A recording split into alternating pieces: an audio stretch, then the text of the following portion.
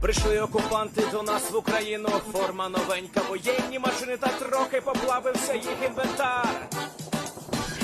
Байрактар, Байрактар. Російські танкісти сховались з кущі, щоб лаптем посьорбати довбані щі, та трохи у чах перегрівся навар. Байрактар, Байрактар. Приперли зі сходу до нас барани для восстановлення великої страни. Найкращий пастух баранячих отар. Байрактар, Байрактар. Їх доводи всяке озброєння різне, потужні ракети, машини залізні, у нас на всі доводи є коментар. Байрактар,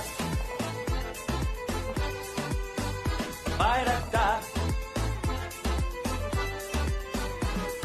Вони захопити хотіли нас зразу, а ми зачаїли на ордів образу з російських бандитів, робить примар. Байрактар, Байрактар. Російська поліція справи заводить, там вбивцю рашистів ніяк не знаходить, хто винен, що в нашому полі глухар. Байрактар, Байрактар. Веде пропаганду кремлівський урод, слова пропаганди ковтає народ, тепер нове слово знає цар. Байрактар. Байрактар. Байрактар. Байрактар. Байрактар.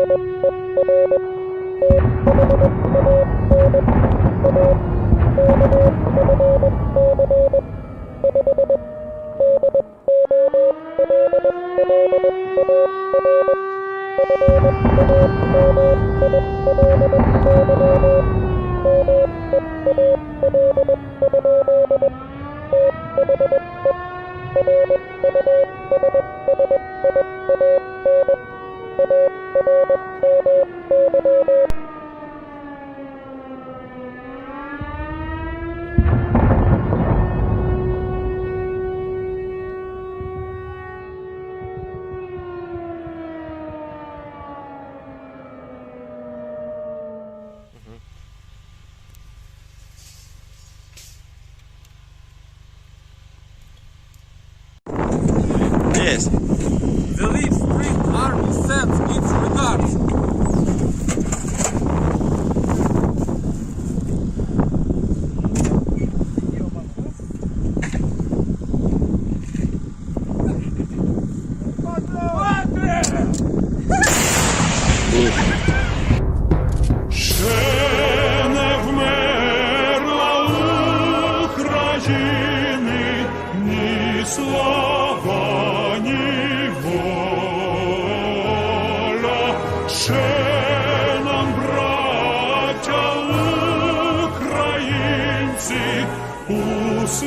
Усміхнеться доля, згинуть наші вороженьки, як роса на сонці,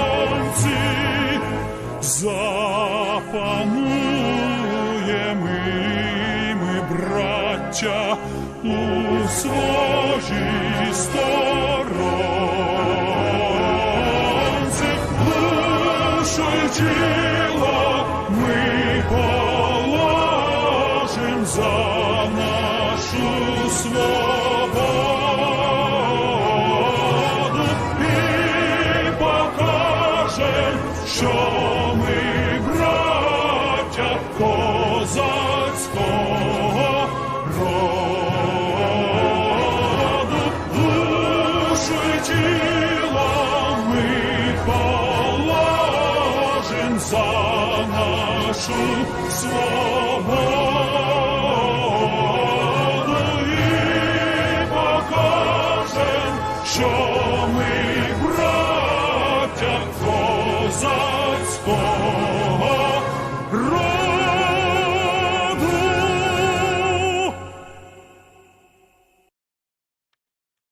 Hello everyone, I'm the Enforcer. I'm accompanied by Enforcer Matt. And good evening, everybody. It's Enforcer Matt, and welcome back to day 257 of the stream and another night of fundraising for a Ukrainian charity. And of course, it is the next 24 hours of the war in Ukraine here on day 257, and we have a couple of things to cover. Of course, the largest one tonight is that it is another Sunday, and for that reason, it is another Sunday fundraiser. We have already gotten up to $1.5 thousand, but the crazy thing is that I haven't even told y'all the exact fundraiser we are running and for who it is, because for the first time ever in a long time, actually, this is a brand new fundraiser. And so real quick, let me explain to y'all who this fundraiser is for. The fundraiser is for International Fund for Animal Welfare, which is helping to save the animals of Ukraine, both pets, I guess you could say, like cats and dogs, and also some of the rarer animals that you see in zoos. And if y'all remember, a long time ago on this stream, we saw some Ukrainians taking these animals called tarpons out of the Kharkiv zoo and transporting them to a safer place. Those people were actually a part of IFAW, and so they've been helping out ever since the very beginning of the war, and this channel has actually covered a little bit of their work in helping to save these animals. And of course, they are continuing to this day to help out all kinds of animals in Ukraine, whether they be cats, dogs, horses. I haven't really seen a lot of horses, but just in case that there were, they're helping those out as well. Zoo animals and everything in between. This is something that's been heavily requested by a load of y'all over the last week, is that we do another fundraiser to help out the animals inside of Ukraine, and I would have to say that is one thing that seems to get overlooked. We always love to see on this channel, and everyone around the world always loves to see cute videos of animals, and also uplifting stories of soldiers taking care of these animals, but every single animal out there on the front line can't become the mascot of a unit, can't be saved by soldiers and civilians living out there alone. Sometimes it requires help from people like IFAW, and for that reason, that's why we're running this fundraiser. And so if you would like to help out some of the animals of Ukraine,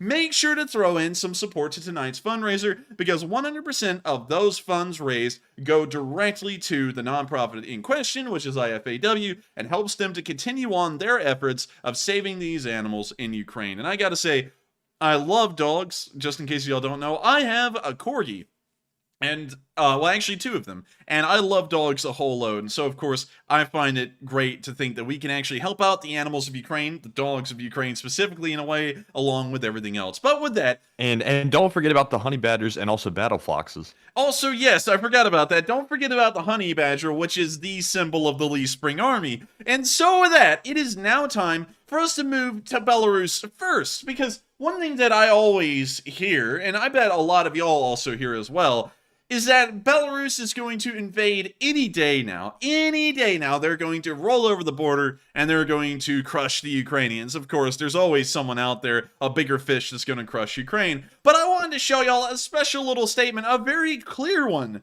made today by Lukashenko when he was at some kind of, I guess you could say, a photo op. And so with that, here's the video, and I find it quite interesting how clear his wordage is in this specific instance. So I'm not going to say anything. I'm just going to let y'all hear it straight from the horse's mouth. Претензий не надо предъявлять. И потом, вы видели мою позицию по Украине, что я только там не делал. И первыми, кто против нас санкции ввел, был Киев. Володя Зеленский, к которому я как к своему ребенку относился. и то сделал, и это, и попросив России это, и то, и что только я даже и говорить здесь не хочу. Они против нас санкции. Почему? Потому что они не самостоятельны. Им дали команду через поляков, американцев, и они начали вводить санкции. Небо закрыли для нас. Чего вы теперь ко мне обращаетесь и на меня обижаетесь? Мы выполняем свои союзнические договоренности с Россией. Поэтому это, что касается Украины, об этом много сказано. Еще раз говорю, у меня нет абсолютно никакого желания. Oh, wait a minute. Look at that. Now, that is as clear as a statement as one can get. It literally says, the direct translation, I have absolutely no wish to send my military over there. That is as clear as crystal. It's in plain writing. It's in his own plain speech. Lukashenko will not get involved in this war, and I want y'all to remember that. We have heard that they are going to get involved once a month for 8 months now, and these statements that Lukashenko makes every time he comes out in public gets more and more in the direction of I will never do that, ever. And of course, there's a lot of reasons why. One of those main reasons, the major reason, is that the Belarusian public and also the military probably don't support the war to a very high degree. We know that the military especially doesn't. We heard that there was almost coups at the beginning of the war because there was a proposition that they may be going in anytime soon. And so we've seen that Lukashenko stance, it went from in the first week of the war, us and Russia are going to steamroll Ukraine and win, to now 8 months in, he's saying there's absolutely no intention to get involved in the war whatsoever. And of course, a lot of y'all are saying that he is a liar, but one thing you gotta remember... I was about to say the same thing. How can we believe him? But one thing that I gotta say that's important, and one thing to remember, is that the Belarusian military has not got involved in 8 months of war. And if you remember, Matthew, remember in the first 2 and 3 months how involved Lukashenko was? He was pretty much Putin's choir boy out there. He had the little maps being rolled out. He was talking about how well it's going and how they were both going to win. It was a special little thing in between both Belarus and Russia, and that they were going to be friends until the end. And now he's coming out and he's spinning a whole different story that there will be absolutely no interest into going into Ukraine, and also how he's shifting the blame. He's not even throwing the blame at the Ukrainians in the speech for the sanctioning. He's saying that they did that because of the Polish, and it's all Poland's fault. So now he's shifting the blame from them towards the West, which of course is a indomitable enemy that they can never even fight. And so it looks like he's actually trying to show the public, and also by the way he's speaking, it's almost like he's trying to persuade them, hey guys, listen, look, I'm not going to do anything like this. Y'all stay calm, don't freak out and, overthrow me, because we're not doing anything like that. And that's almost what it looks like in this speech. Even if he's telling the truth here, I wonder if he can withstand pressure from Russia if Putin really comes down hard on him for taking that stance. I think he would, because I think the situation from Lukashenko's end would be explained. We have no support in the military, and so if I try and do that, ambitious, I guess you could say up-and-coming Belarusian yes-men that have been under me may find out that there is a chance to overthrow me, and then that'll create a whole problem for Russia, because then they'll have to also be in Belarus trying to put down that uprising. And so that's probably why the Russians will never really come down on him and pressure him to get in, and that's probably why we haven't seen that over 8.5 months. We've just... I just don't think it's ever going to happen, because the Belarusian situation domestically is so fragile that going into a war would most likely destroy them instantly. And then that would be a problem that the Russians would have to come through and deal with within weeks. And so with that, we're going to let this continue. Туда своих военных, если они не ступят на нашу территорию с оружием. Пожалуйста, приезжайте, мы вас будем лечить, будем вас на руках носить, все, вы родные для нас. Но с оружием в руках мало не покажет. And with that, that's the end of the little address from Lukashenko, and it sounds like the song that's being sung is now starting to change a little by little, day by day, from our old boy Lukashenko, which is also known as Papa in Belarus. That's like his actual, official name, pretty much. So with that, we're now going to be moving on from Belarus, and we're now going to be moving into Russia, because we have to get all the bizarreness out of the way immediately tonight to let y'all know what in the world is going on in Russia and what the Ukrainians are really fighting against these days. And now they're fighting against priests who are telling people how to load magazines and also what kind of prayers they should put on each bullet to dispatch the Ukrainians quicker. It's insane. Anyways, here's the video. То, что мы видим сейчас, это война прежде всего духовное, потому что антихрист идет на Русь Святую, на православие.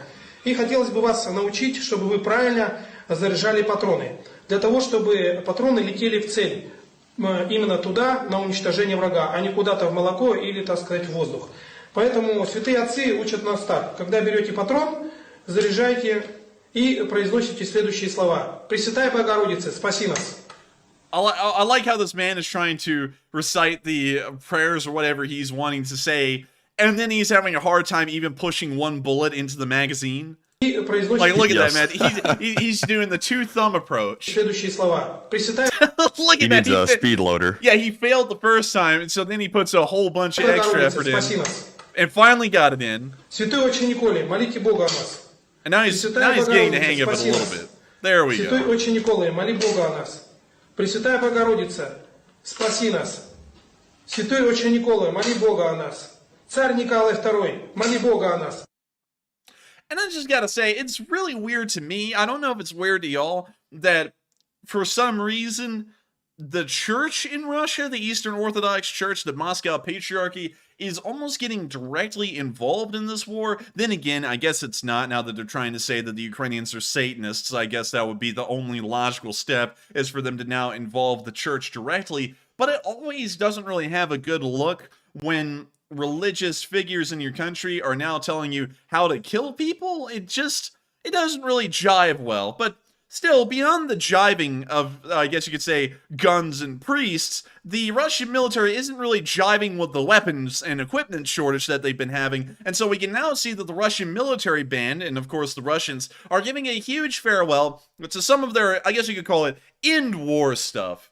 And it's end war indeed. I'm just gonna let the music play. I feel that this is classical music, so it cannot be copyrighted. I'm fairly certain about that. So with that, here's the video, and I gotta say, this is some real in-war kind of Volkssturm stuff. So here it is.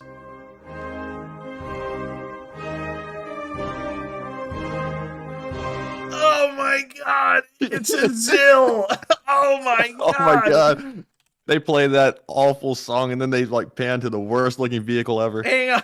And I gotta find it. It's a Zill of a sort. It's not a Zill 130. But this crap, like, this is not that far off from that. That is hideous. Like, this stuff is from the 60s, honestly. I gotta find the exact one, though. Dang it, I don't think I'll be able to. Dang, I'll have to pull up some Russian trucks from the 60s, but I'm gonna let this continue. And there's dozens of them!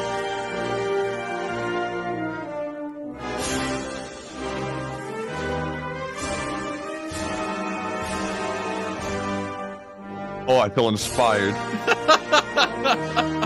Slava Russia!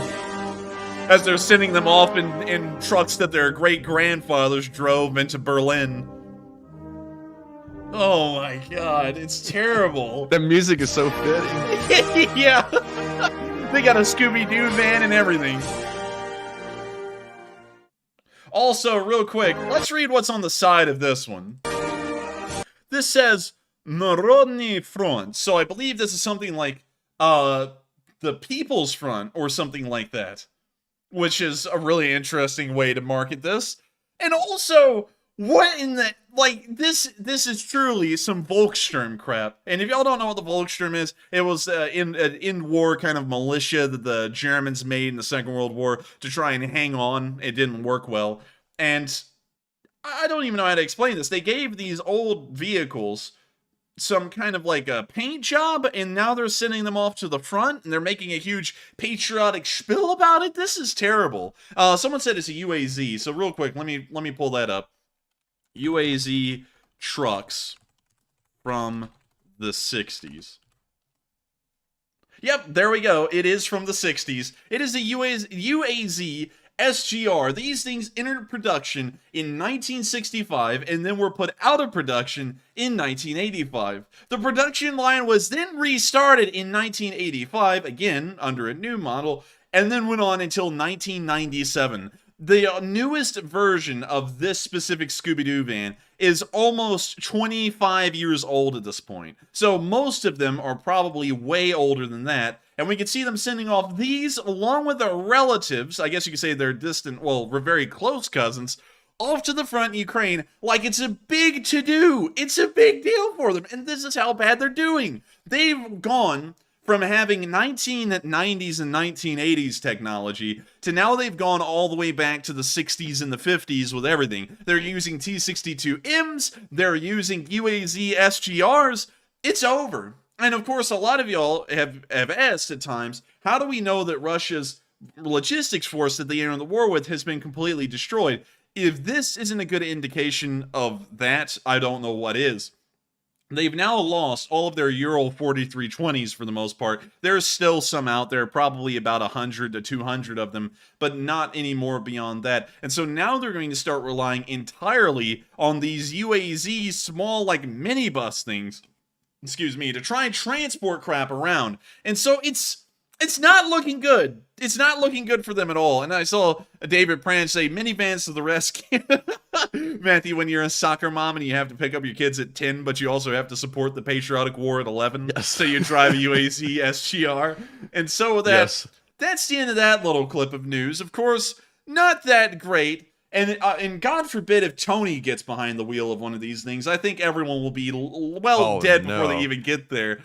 Oh, yeah, and it's so top-heavy looking, too. Tony could flip that real easy. And it's got such a high-up chassis. Also, I just realized it's scorching hot in here because the fan's not on behind me. And so with that, we're now going to be moving out of Russia. And from that horrendous site, and we're now going to be moving down into Ukraine. We're not moving to the location unknowns yet. We actually have some stuff to show behind the lines. For example, in Vinnytsia, where we can see the Ukrainians at a training range. Real quick, I'm going to let this video play. I'm not going to provide any commentary because I'm going to be trying to turn on my fan in the meantime, so I don't burn to death in here. So, actually, thank you. Oh, okay, we had an assistant. Hey, we had some assistance there. The fan is on, and I am now getting somewhat cooler. So with that, here's the video. Now, I don't know about you, Matthew, but in a night battle, I feel like this thing serves as a machine gun and a flash grenade, both to the operators and also the people further down range. Because look at the muzzle flash on this thing. Jeez! Yeah, seriously.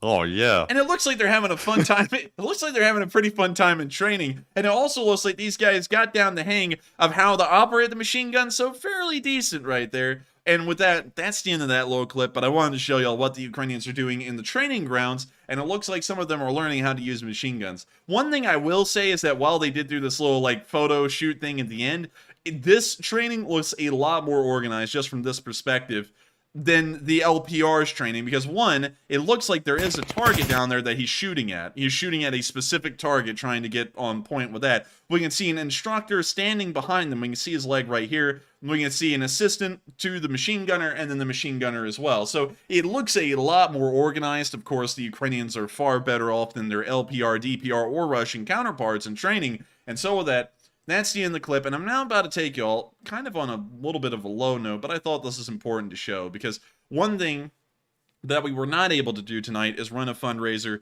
for Ukrainian soldiers. We're running a fundraiser for the pets that have been left behind in Ukraine, along with some other rare and exceptional animals and zoos that have also been left behind and need to be saved. But one thing I would like to show y'all, and I saw this clip today, and it was a little, well, it was actually quite sad, is a cemetery in Ukraine.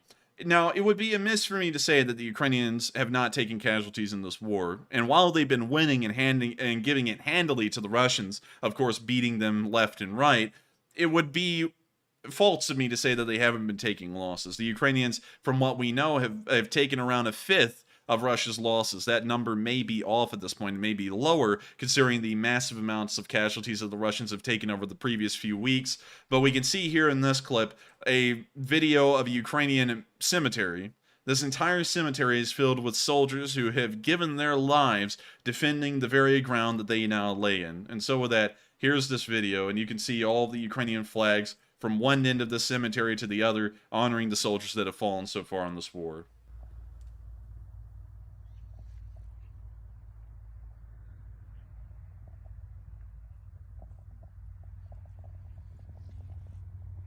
And we see new plots being dug right at this very moment as the video is being filmed.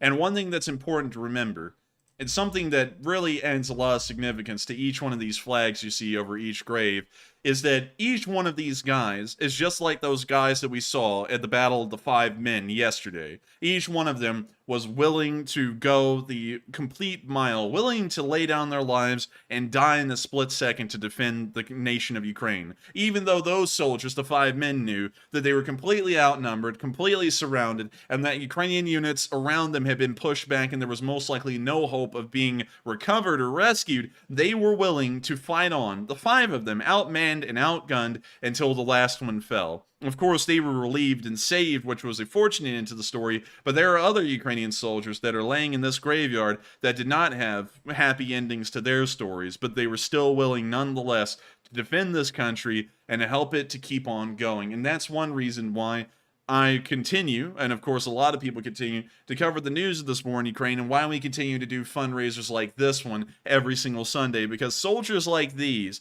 normal men and women and citizens of Ukraine, die every single day in the belief that what they are doing is the right thing, and defending their country is a necessity. And so with that, that's the end of that clip, and of course, if you've heard any news today about the United States dealings with Russia behind the scenes that are now coming to the forefront, that puts a little bit of a disgraceful light on these brave men's sacrifice to defend Ukraine for so long for some backhanded attempts at trying to sell them all off. But we will probably not cover that tonight on stream, although that was something I wasn't really too proud of, really. With that, we're now going to be moving on into our location unknowns, and from that low note and on into some high notes. And here we can see that the Ukrainian mortars, some 120 millimeters, the heavier infantry mortars, were hitting Russian positions. And so with that, here's the video. We can hear them playing the music, preparing the mortar. Wait a minute, is that the Marines theme song? No, it's Sounded something like it. No, if you heard it, it's like some kind of like orchestral rap beat kind of thing. I don't really know how to explain it. But we can see them loading up the 120 mil. The 120 mil is in a slush pit. Like, that is just nothing but slushy mud and water.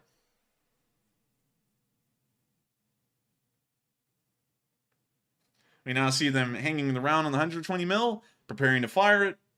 The round is now on its way, and later on we can see one of those 120 mil rounds land a little bit further down the road from this Russian tank. But you now see them preparing to fire the next round.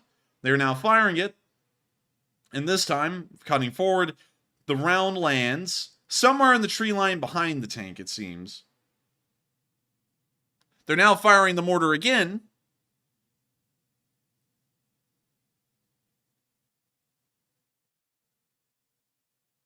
And we can now see that it appears to have hit the tank. The tank is not knocked out, but it is smoking heavily. And of course, as y'all know, smoking is carcinogenic and not really healthy, and it looks like the carcinogens already crawled up to the Russian tank and took it out clean.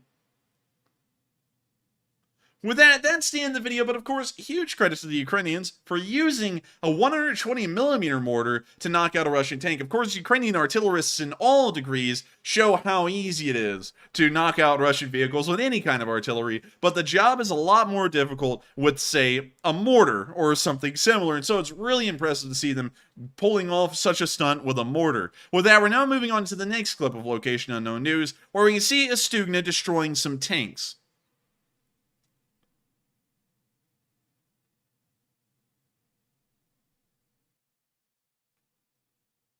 And so, here's the video of the Stugna knocking out a Russian tank, courtesy of the Ukrainian Armed Forces.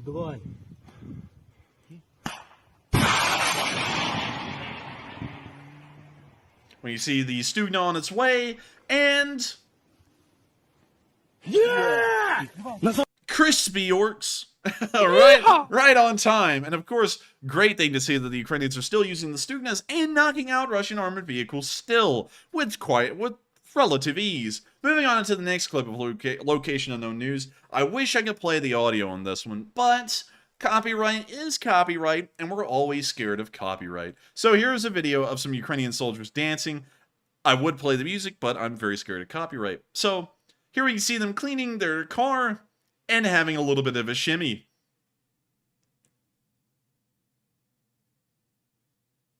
It also looks like they're airing up a tire, or they're getting ready to air up one. Matthew and me know that mobile air compressor from anywhere.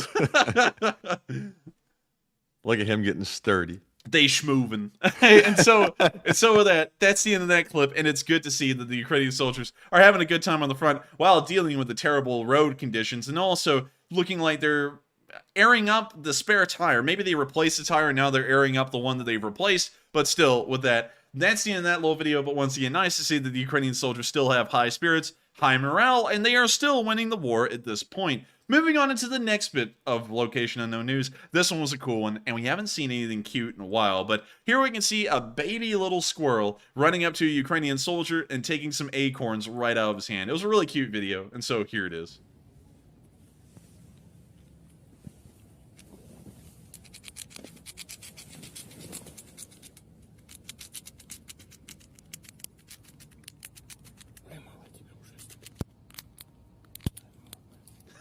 And right now, he's about to lean into the ear of the squirrel and he's about to whisper, Slava Ukraini.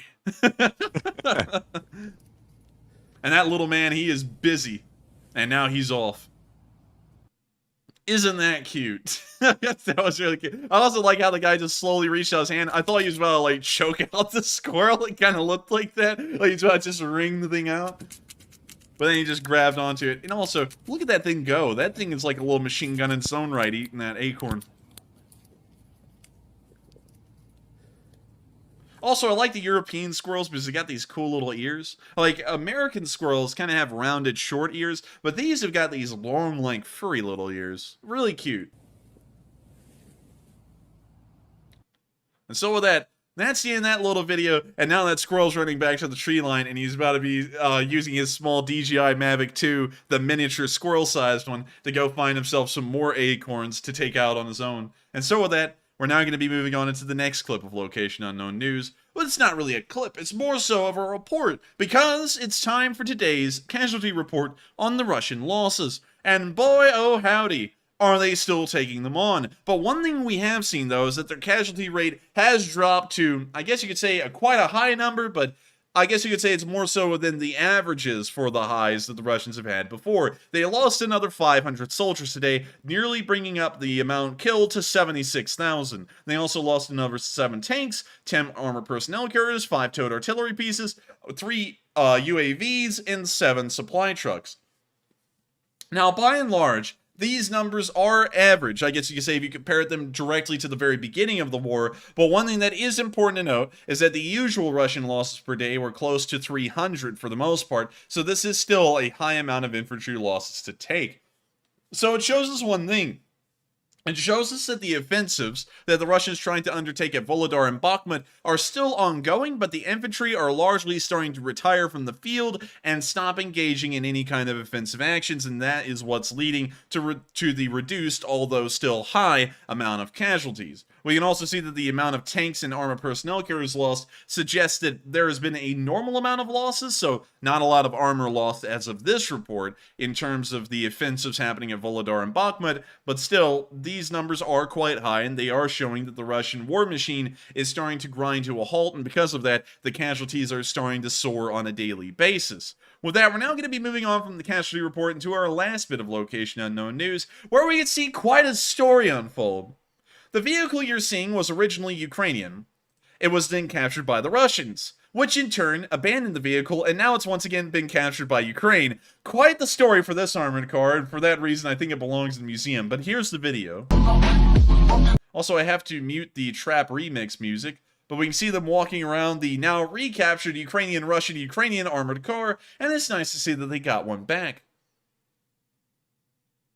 And so with that, that's the end of the video, but I always like to see that the Ukrainians are, of course, getting their equipment back free, of course, only interned for a short while by the Russian military. And so with that, that is the end of our Location Unknown news, and we're now about to start moving into the northeastern area in this first clip, where we saw a Russian BMP being obliterated by some mortar fire. But before we get to that, I've seen some interesting polls get thrown up earlier, and of course, thousands of y'all voted on it, so I want to see what y'all been thinking about that. And also, I've seen that our fundraiser has gotten to unprecedented heights just 40 minutes into stream. And so take it away, Matt. You can tell us how the fundraiser is going and also who we can attribute the success to. All right, folks. So our fundraiser is currently sitting at $4,700 of tonight's goal, which is $7,500. So that was actually pretty good. It sounded like a replay of me doing it. I got it. What do y'all think? Say it in the chat, by the way. But thank y'all very much for the generosity. We've actually reached pretty high this early in the stream for this fundraiser. We're at 4.8. It's flipping between 4.7 and 4.8. There we go. But anyways, Enforcer, what say you? I gotta say, it's impressive. $4,800 at this point in the stream. That means we've raised almost $1,200 for every 10 minutes on stream at this point. Of course, because I always got to figure out some way to make it a statistic or something. But that is impressive, and I didn't think that this fundraiser would get that much support. We have a fundraiser goal of around $7,500, which means that at $4,800, we are only about $2,700 away from the fundraising goal for the night for IFAW. So if you would like to help us reach that before the top of this hour, make sure to throw in your support now, and maybe we can reach the fundraiser goal just an hour into stream. I think that would be impressive, and of course, the Lee Spring Army can do whatever it goes out to achieve. We're not calling a general order yet, but I would like to see if we could reach the goal without a general order even being called. That would be pretty cool to see. And so with that, I thank everyone so much once again for supporting this fundraiser, and let's hear who has sent in massive amounts of support that's helped it to get so far. And so with that, who have been our top donors so far? All right, real quick, let me Stugna a bot. There we go. It is gone. So up first, we have a $500 donation from Kellen Dunn. That is the largest donation of the night thus far. Kellen, thank you very much for that generosity. Also, we have a $250 donation from James Agnos, as well as a $150 from Oates Air. Then we have several $100 donations. The first one is from Instigator. The next one is Terrence Custer, also BC Skyman, Activista, Just Chillin', Zwan Tran, Trevor Ozel, also Louis Silva, Veer Anthony. Then we have a 75 from Susan G, as well as several 50s. The first one from Magic Sky Girl. Next one is Mom Cat Max, Axel K, Alan Altman, Rad Doctor, Brian Abrahamian, BSG Wolf, Avarwi Mandubratis. I think I've mastered that name by now. Also, we have another one from Dad Good, Sharon Tukalski, Misk77, and finally, Blue Flam 777. So those are the top donors for the moment. But of course, we still have a little ways to go, so there will be many more to come. But Enforcer, what say you about that very generous support? And I got to thank each and every one of you. And while we cannot recognize every single supporter of this fundraiser tonight, I do thank every single one of y'all. It's incredibly impressive to see that we're about to reach $5,000 on this fundraiser just 45 minutes into stream. And of course, all of y'all support, both big and small, from $1 all the way up to $500 tonight. It helps this fundraiser to help out animals and pets in Ukraine that have been left behind. And of course, what better goal is there to help people and animals out? Of course, animals, in a way, are a little bit more unfortunate than people, because when you think about animals like dogs and cats, a pet doesn't have any idea of what a war is or why things are happening and why their family has abandoned them pretty much to die in the middle of nowhere. They don't know any of that stuff. And so IFAW, of course, is going in and helping to save these dogs, and thanks to y'all's support, they're able to do that not just for the dogs, but the cats and everything else in between. And so I think it's incredibly wonderful that everyone's supporting this fundraiser, and I thank y'all all so much once again. Also, once again, we don't do merciless plugs a lot, but for fundraisers, I make no exception. There will be a merciless plug on this one. So if I highly recommend, I ask of y'all, if y'all can and have the ability, please make sure to support the fundraiser, because it helps out animals in Ukraine. IFAW is the first time we've ever done a fundraiser for them, and from what we've seen, they do incredible work. And so with that, we're now going to be moving on from our fundraiser talk and getting back into the stream. And so with that, what do we got for those polls? All right, so for the polls, the first one said, is Lukashenko telling the truth? Will Belarus never get involved? Surprisingly, a pretty evenly split poll. It looks like 35% said yes, he is opposed to involvement, while 35% also said he is lying, it's deception, and 30% said, I don't really know.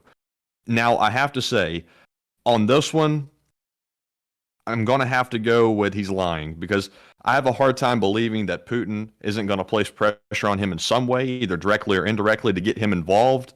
Otherwise, Russia might decide to do something to Belarus. That's just the way Putin operates. But that's just my wild guess. It looks like everybody sort of has a different opinion on that. There's really no unanimous option here. But Enforcer, what say you? I would, of course, have to remain in team he's not going to join, because if we look at the Belarusian military situation, there's not really a lot they could add anyways. They would most likely become pretty much like Italy was to Germany in the Second World War. Belarus would be like that for Russia in this war. It would be a practically useless ally that contributes absolutely nothing to the war and becomes a massive burden to try and upkeep and help maintain its force. So for that reason, I feel like they most likely wouldn't be forced to join the war. And I feel like the internal situation in Belarus is so tense that there's really no way that Lukashenko could even do it if he wanted to, even if he was pressured by Russia. And so with that, I hope that addresses that poll fairly well. Pretty interesting one at that as well. And with that, we are on to the next one. All right, and next up, we the second poll says, do you think the Ukrainians need a flash hider on their machine gun? And I saw many people say it's not called a flash hider, but I really don't know the technical term for it, but I hope y'all got the point. It looks like 65% said yes, that thing is crazy bright. 14% said who knows, and 21% said no, the Ukrainians will be fine. Now, for me, I got to say, I think they need one because that thing's going off like a bomb. But, Enforcer, what say you? That thing was bright. That's a problem with a decent amount of Russian-made, I guess you could say Soviet-designed guns, is that they have massive amounts of flash, and it's insane. I don't know why. Well, I do know why. It's because of their casings and also the powder that they, all that crap. It's and of course you can get into the chemistry and the metallurgy and all that crap. We don't do that on this channel. We don't get into impressively detailed amounts of detail, to say the least. That was very well articulated. But still, that was pretty bright. And that's all I can really say about it. And so with that, I hope that addresses that poll fairly well. And with that, we are now about to be moving on to the questions.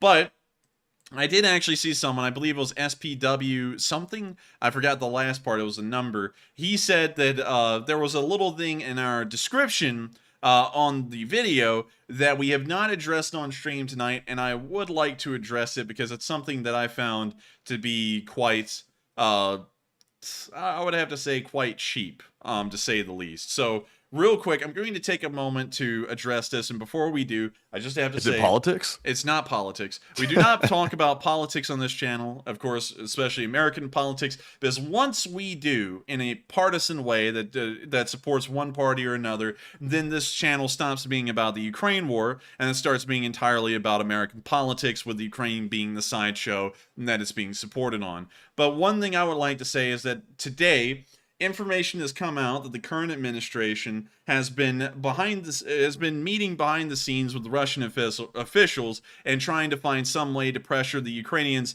and the Russians to end the war as soon as possible, and in the end give up Ukrainian land just to have the war end. And from what I'm hearing, it seems like this has been an attempt to try and end the war so that way it can look good for the elections that are coming around. And considering, and real quick, just allow me a little bit of a moment to try and air this and make this make sense to what I'm thinking. For Ukrainian soldiers to have died in the thousands and civilians to have been mercilessly killed in the tens of thousands so far in this war, and we just looked at one of the cemeteries that's filled with dead Ukrainian soldiers today, and to sit there and throw away all that has happened and all that has been done in Ukraine, to give up all of the land, hundreds of thousands, if not millions of Ukrainians are stuck in right now, just to try and win some votes in a midterm election, seems to be quite poor, in my opinion. I'm not really a big fan. I don't like that much, and I find that to be quite distasteful, to say the least, especially considering that it's not really looking into American interests all too much either. Of course, we'll be trying to get a little bit more information on that going into the future. Of course, not weighing into politics much at all, but it's, from what I've heard, that's not anything that sounded great whatsoever. So with that, we're now going to be moving on from that little side note. We're going to be moving on into the questions. All right. And also, I did see some folks saying that is disinformation. And no, it's been reported by several major news outlets what the current administration is doing, but I'm not going to delve into politics on that. But it's a little discouraging, to say the least. And we kind of see, I think all y'all know why they're doing it. But With that being said, moving on to our questions, we have one from Happy Dragon. And let's see here. He asked a question relating to that topic, actually. He said, Enforcer, have you investigated the rumor of the U.S. president asking Zelenskyy to consider peace talks with Putin, secret peace talks, and so forth? I've heard of these peace talks, and of course, that's what we addressed a second ago, and it's not really sounding good, and it's something that we have kind of seen before. It has come up before that there was some kind of a attempt at negotiating a peace in the background, and it's not exactly ideal. So that's really all I'm going to say about it right now. But I'm not really a big fan of what seems to be unfolding behind the scenes, trying to garner a little bit of favor somehow, some way. But anyways, with that, we are on to the next one. All right. And up next, and also, by the way, folks, if I can, I'll try to provide you a source because it looks like a lot of people haven't heard about that. But nonetheless, moving on to our next question, we have one from Joe Berta, who says, hello from Rhode Island. I hit the like button. Ask the Enforcer how many Ruski soldiers have been captured, if you would, please. We do not know how many Russian soldiers have been captured. We don't know that for certain yet, but we do know that it's at least in the thousands. That's one thing we have been able to ascertain, but the exact numbers haven't been coming around often. Also, real quick, it seems that everyone's trying to say that this is political. It is not. That's what's happened, and that's what's been coming out. It's very similar in a way, I guess you could say, to the Pentagon Papers of what the United States was seeing happening in Vietnam, and then there was a little bit of a disconnect happening with what they were telling to the public. So that is something that is really just out there. Of course, I don't get into politics. We don't take a side, but considering the information we've heard coming out, I don't find it to be at all positive to think that thousands of Ukrainians would just be handed away for nothing, and I don't really like that much at all. I don't even like the suggestion of it. And so with that, we are on to the next one. All right, and up next we have a question from Montern, who says, if these priests are so knowledgeable of guns and war, how come they aren't fighting? Let's see. Real quick, Matthew, because it looks like this has caused a little bit of a firestorm. Someone said that it's not on video, so it can't be reported on. That's not true. This channel does take a little bit of liberty with political dealings, like we have done before with the grain shipments, because that was never filmed on video, those agreements. We do report that kind of stuff without video and picture evidence, because all we can rely on is what is being told about those events. And so, and also, folks, this is backed up. Let's see, the Washington Post, Reuters, Business Insider, along with many other sources have reported this. So it's well documented, so it's not false. It's fine to air your opinions out in the chat, but please do not resort to offensive statements or I'll have to time you out. All right, and so with that, we are on to the next question, if you can reread that off again. All right, so the question was kind of a joke, but Montern said, if these priests are so knowledgeable of guns and war, why aren't they fighting in Ukraine? Well, well, actually, we have seen one. Only one. But we haven't seen anything else. So, that's a great question. Maybe they ought to send the priest to fight since they know so much about it, and also they're doing whatever they're doing with the bullets. That is a pretty good idea. And so with that, I hope that answers that question fairly well. And we are now on to the final question of this segment, and then we're going to be moving on to the next segment of news. All right. So up next, we have a question from Danny Van Stralen, who says, as a question on the war, once the Russians are driven back over the Dnipro River at Kherson, will Ukraine open a new second front somewhere else, do you think? I believe they will open up a second front once the Russians get pushed over the Kherson River. The Dnipro will become a natural barrier of defense, and so, of course, they will not try and push across that. It'll be far too difficult and most likely incur a high amount of casualties, so they will most likely begin a new front elsewhere. It won't be extending out of Ukraine into, say, Belarus or Russia, but it will be taking advantage of some areas of the front lines that appear to be weak and haven't been tested all too much yet. And so with that, I hope that does address that comment fairly well. And real quick, Matthew, if you could you send me over the source from Reuters real quick, just so that way we could read that off on stream? And so, yes. Because I can send you all four sources if you want. Well, from I the just largest news networks in the world. just need one. So if you could send over that one. And with that, we're now going to be moving on into the next segment of news in the northeastern front, north of Svatove, where we saw a Russian BMP getting hit by mortars. And so here's the video of the Russian BMP being obliterated by some Ukrainian mortar fire.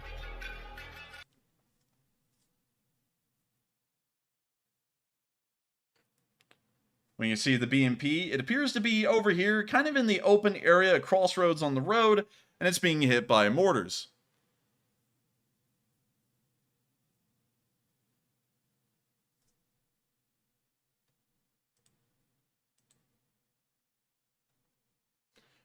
Wait a minute, that's a whole 3 of them? In one spot? Well, they're all cooking now.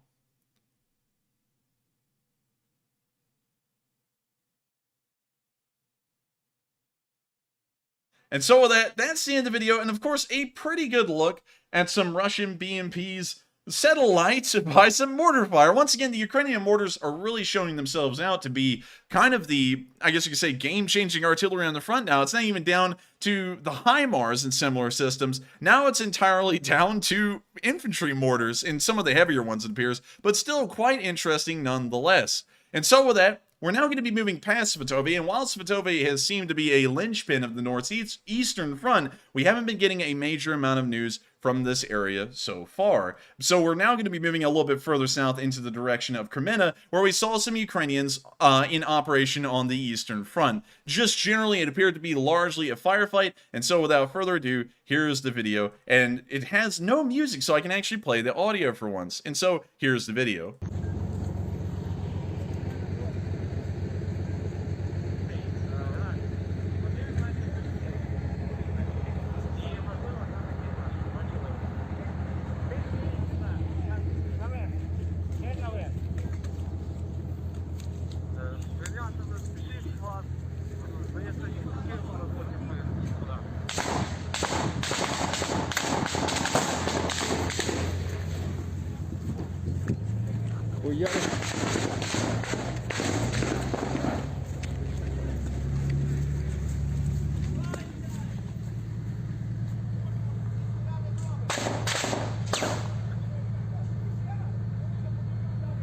Підари, сука.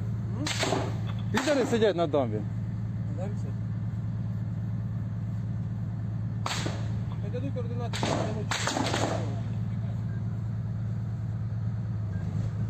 We see the Ukrainians on the side of the road looking through some grates through a fence. We can't see any soldiers in that area. It appears that all the Ukrainians are entirely on the road behind the BMP.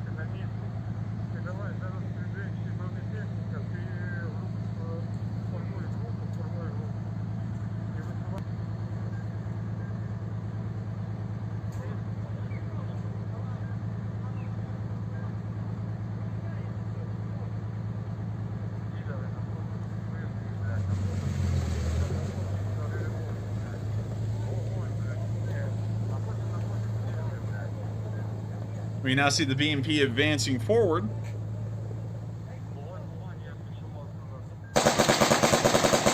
now hear the BMP ripping its machine gun at some Russian forces and now retreating further back down the road. And with that, the video ends. But once again, a pretty interesting look at this BMP-2, of course, doing its job in the area south of Svatove, of course supported by Ukrainian infantry as well. And hopefully they will be making ground, although it appears that no major offensive is occurring in this area so far. And so with that, we're now going to be moving down to the area of Severodonetsk and Lysychansk, in the area around Zolotarivka and Verkno-Kamyanka, where we've seen a pretty interesting sight as some Ukrainian Mi-8s and Mi-17s flew over a pair of RM-70s. And so with that, here's the video.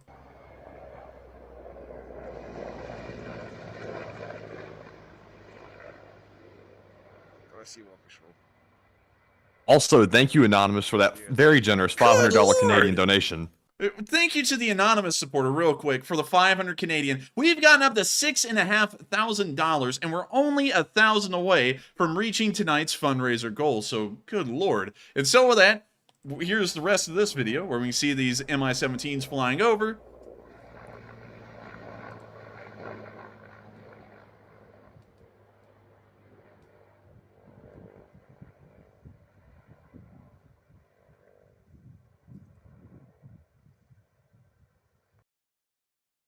And so with that, that's the end of the video, but a nice look at an RM-70 as well as an Mi-8/Mi-17 flying over the somewhat charred fields of Ukraine, but once again showing that the Ukrainians have not given up in this area and that they are continuing to fight on, both with combined arms, artillery, and helicopters in a single video.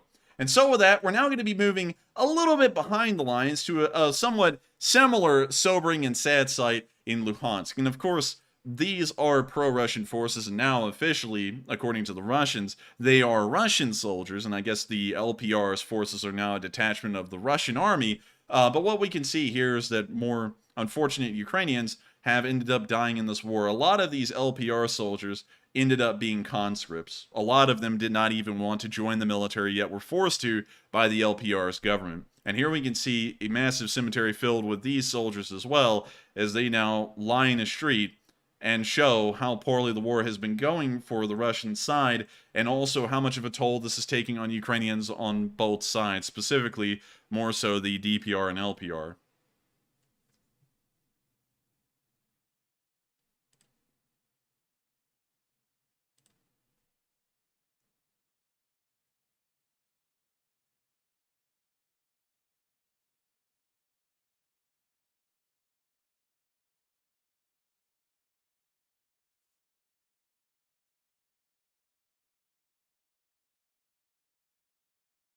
And it goes on as far as this road. Just countless amounts of LPR soldiers that got sent to a meat grinder. And we know that these men were sent to a meat grinder. We've seen the equipment that they've been sent with. We've seen them saying that they don't even have any commanders, no guns, but yet they still get pushed into the front lines, so literally into a meat grinder to be tore up by Ukrainian artillery, BMPs, tanks, and so on. And then they get sent back in boxes, and the LPR gets nothing out of it. But the Russians are hoping one day that by clawing out thousands of dead in the LPR region, maybe they will get something out of Ukraine, but that day will never come. And so with that, we're now going to be moving out of Luhansk and once again back towards the front lines in the area of Berestove and Vimikya, where we can see that an anti-tank mine was destroyed, quite unfortunately. The Ukrainians like anti-tank mines. Of course, they use them a pretty good deal, but sadly this one was destroyed when a Russian tank drove over it. Very unfortunate. I feel like the Ukrainians will sorely miss that equipment, and it appears that the Russians will also sorely miss theirs. Man, what is this being broadcast on? Like one of those old style like tube TVs? That refresh rate is something else.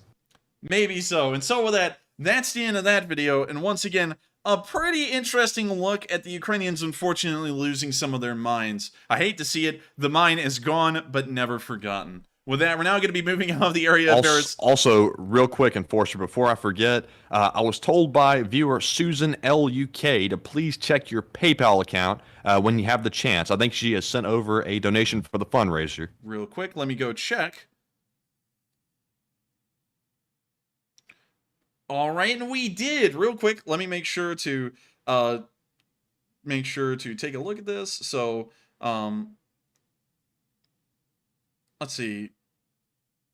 And so thank you so much, Susan, for the support. And also, she wants us to throw in another $150 towards the fundraiser. So real quick, let me make sure to take care of this in the background.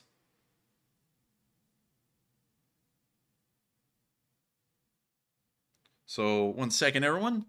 Hang on. All right, so let me go over here to YouTube real quick on my phone, which is about to die. It's only got 5% of its battery left.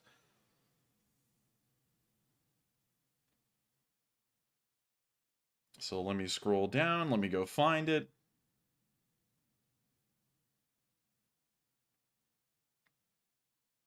And Matthew, it appears that your posted comment is now removed the fundraiser. So real quick, Could we take that down so that way we can see the fundraiser?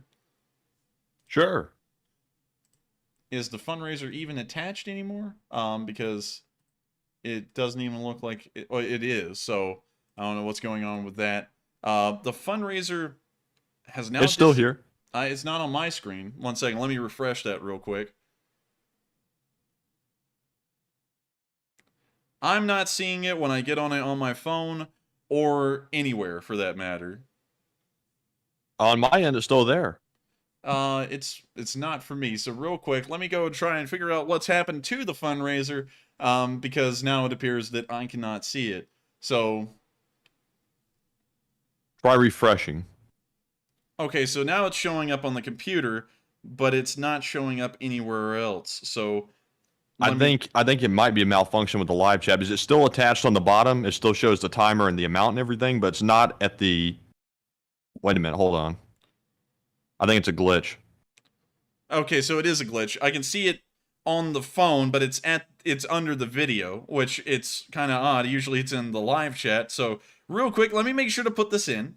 So let's see, another 150. Of course, a huge thanks to Susan L, who sent this in through PayPal. And of course, while you didn't throw it in on stream, we still thank you so much once again for the support through the PayPal, and we're going to make sure to throw this in on stream as well, so that we can go towards tonight's fundraiser. And so, real quick, I think y'all should see that pop up in the live chat any second now. And it showed up as anonymous. Great. Well, with that, it's still in, and thank you so much once again to Susan L for sending in the $150 to put towards the fundraiser. And so with that, we're now going to be moving on a little bit further down the front lines towards the area of Bakhmut, where, of course, a large Russian offensive has been going on. Now, one thing that we have seen is that while it's been a large offensive, I guess you could say, its success has been quite small, incredibly small, as a matter of fact. They have managed to take absolutely nothing rather than a mile leading up to the town of Bakhmut. However, we did see on film today that it appears that they may have destroyed an M777, but I wanted to show y'all this video because it's kind of in doubt to me whether that was an M777 or some kind of debris that looked something like an M777. The round hits, we see the smoke clear, and out of this rickety camera footage, it looks like it may have been an M777.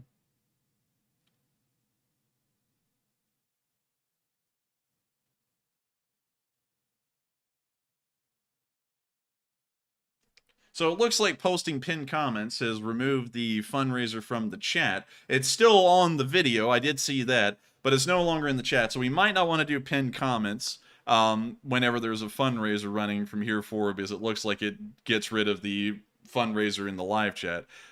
So with that, we now don't have any updates on the number. I'll have to go to a second tab to go and see that. It is sitting at $6,892. So we are only $600 away from reaching tonight's goal. And so, pretty nice to see. Of course, everyone's saying that it's disappeared. It has not disappeared. It is below the video. Due to a glitch, it's no longer showing up on the actual live chat. It's now showing up below the video. And so with that, you can see it right down there. In fact, I'll show y'all real quick. If we take this tab over here, if you scroll down here, it's right over here at the bottom right corner of the screen under the live chat. So it is there, it's just that it's not in the live chat anymore. And so I'm going to now drag that back over here so that way I can keep track of that. And of course, it is nice to see that the Ukrainians have not lost a large amount of equipment. And of course, while they are losing some equipment, we can see that it looks like they may have suffered 2 losses of some M777s. They are still inflicting a decent amount of casualties on Russian forces here. Those 500 soldiers that the Russians lost today weren't lost just anywhere. They were mostly lost around Bakhmut and Vulhedar. And so with that, here's a video showing some Ukrainian soldiers defending the area of the town. Принял. Давай двоечку, давай двоечку. Нижче. Давай двоечку. О, добре, добре. Чуть вверх. Раз. Хорош, давай. Давай. О, нормально. Ще чуть вверх. 20 вверх. You see them firing off the machine gun? Добре. Стой. And with that, that's the end of the video, but once again, a nice look at the Ukrainian soldiers that are defending the area of Bakhmut. As far as we know, they have been stopped, the Russians have, right on the outskirts of the town, somewhere along this front line, although we don't know if it's incredibly accurate or not, and of course we don't want it to be perfectly accurate due to operational security reasons, but the Ukrainians are holding the line in the area of Bakhmut. With that, we're now going to be moving further south into the area of Donetsk, where we have not seen any frontline changes whatsoever, but we did see that a Russian T-80 BVM got hit and was destroyed. And so with that, let's take a look at this. Of course, copyrighted music, so we got to mute that. But we can see the T-80 BVMs on the road,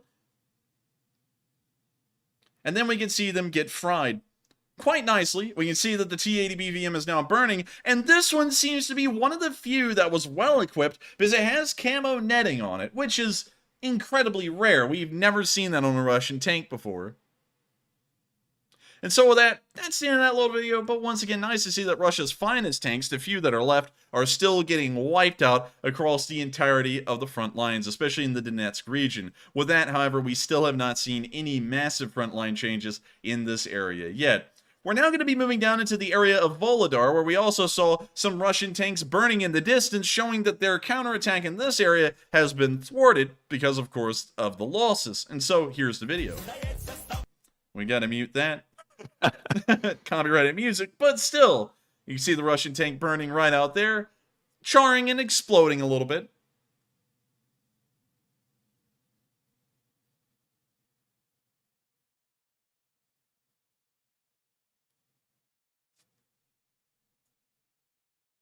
And so with that, that's the end of the video. But once again, nice to see that the Ukrainians have stopped the counteroffensive in this area. And real quick, just to clear something up that we said earlier, I'm going to have to eat my foot on this one because I went and read one of the articles that I was sent, and it appears that we may have, well, I may have misheard the situation a little bit earlier. I was told that by someone off stream, and it appears that the story isn't exactly correct. Apparently, the requests for there to be peace agreements is that some countries in Europe may not be able to support the war for multiple years on end, and so they're trying to see if there's some way to end the war here in Ukraine and make sure that the Ukrainians get the best well, I guess you could say the best situation out of it, while ensuring that the rest of our sphere of influence doesn't collapse. So it appears to have been a little bit of a misreading based off of what I heard earlier. So real quick, just want to make sure to correct that before we move on. And so with that, we're now going to be moving on into the area of Pavlivka, where we saw some Ukrainian soldiers under mortar fire. Of course,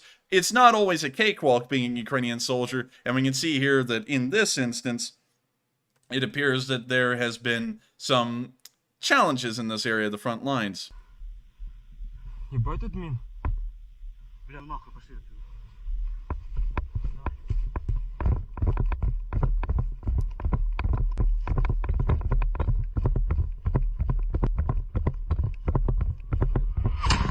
When you see one mortar round laying right in front of the guy, they hit the ground. And now it looks like they're trying to get back to some kind of a dugout or a berm.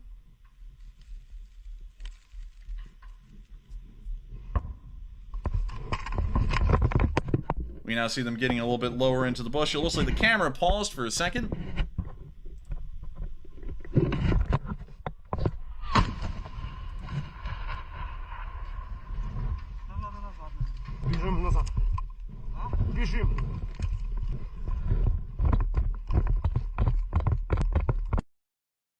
We now see them falling back after receiving another mortar round, and with that, that's the end of the video. And of course, it is incredibly difficult sometimes for Ukrainian soldiers to keep up their job on the front lines and defending defending the front. We can see that mortar fire, every once in a while, like in this area, can rain down almost right on top of them, and because of it, they have to try and seek the best cover they can. With that, we're now going to be moving on into the next clip of news from this area of the front line in the area of Kharkiv, where we can see that the battle has been raging on a little bit further down the front lines, and this Ukrainian soldier seems to be quite nonchalant about the entire thing. So with that, I'm going to let y'all hear the words from his mouth, and here's the video.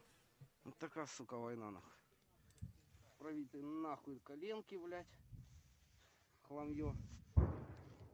Еще и пиздует, суки, нахуй.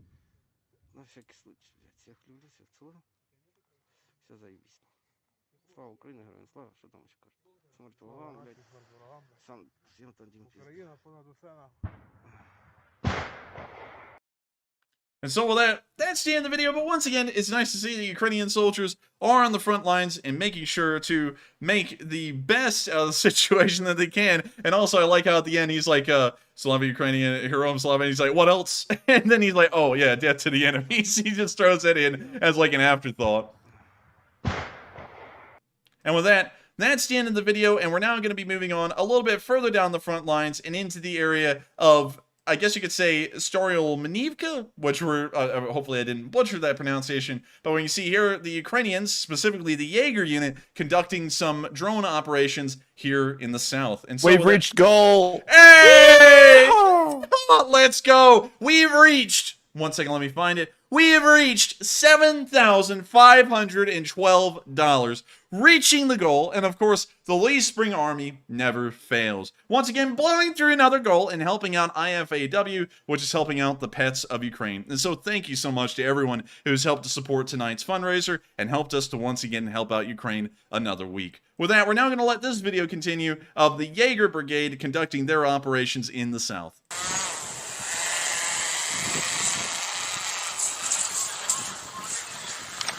Подивимось, що вони вчора влучили чи не влучили. Можливо, знайдемо нові цілі. Якщо знайдемо, артилерію підключать, будемо коригувати вогонь. Ну, рутина. Все стандартно. Робота. Робота. Ще в червні це було якось новенько. Так, десь з тієї дороги вона виїжджала. Тільки де, блін, вона там стояла? Ні, не ця. Вот тут.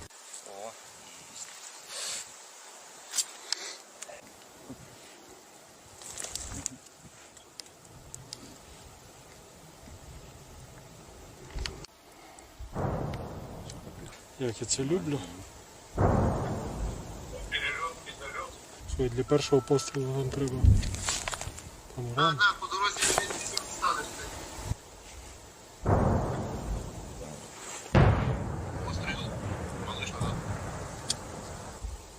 Есть. Yes. Отлично. Вот это прямо, вот это в нее, вот это днюха. Можно отмечать. Ну добре, що ми одразу драпана дали. Ну ми тільки залізли в Урал і касети прилетіли по позиції. Коротше, сьогодні нам пощастило. Двічі, тричі знищили бетер, по нам промахнулись вогом. І ми встигли втекти, коли позицію обстріляли касетами. Now that's the end of the video, but of course it's nice to see that the Jaeger unit is using their drones in the south to, of course, try and push the Russians back and hold them back as best they can. We're now going to be moving south of Zaporizhia, where we've seen a Ukrainian volunteer sending a message to the entirety of the world. And so with that, here's the video. Слава Україні, бовим окупантам! Ранок 6 листопада в нас. І знову хоробрі свинособаки запустили ракети по Запоріжжю. І що ви зробили, хоробрі? Цілий розрахунок С-300 відпрацював на що? На пожежу? На дві понівечені автівки? Ви забрали життя. Ціле одне життя, яке дорожче за всю вашу країну клятву. До речі, ви там, хоробрі хрюні, під Токмаком, готуйтеся. Я думаю, що вам, трошки до пакетів залишилось. Запоріжжя не залякати. Все відбудується. Пам'ять про людей буде жити. А про вас ніхто ніколи не згадає. Слава Україні! And with that, that's the end of the video, but pretty good to hear that he's saying that Zaporizhia will not be intimidated, and I'm assuming he is a Zaporizhian man, and so I'm assuming that his words are fairly true. Moving a little bit further up the Dnieper River, we did see that a boat that the Ukrainians and an American volunteer were taking did start to take on water, and the Ukrainian told them that it's quite normal. And so here's the video.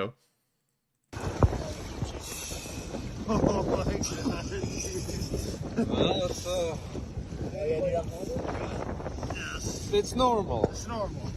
Is that Operator Starsky? Sounds like it. Yes. It's normal.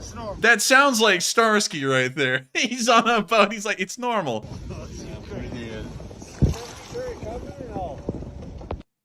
Well, that's the end of the video, and I bet you that water is freezing cold. But with that, we're now going to be moving on into the next clip of news in the Infighting area, where we've seen some Ukrainian special forces and police apparently conducting some kind of boat operations in the Infighting area. And so, without further ado, here's the video.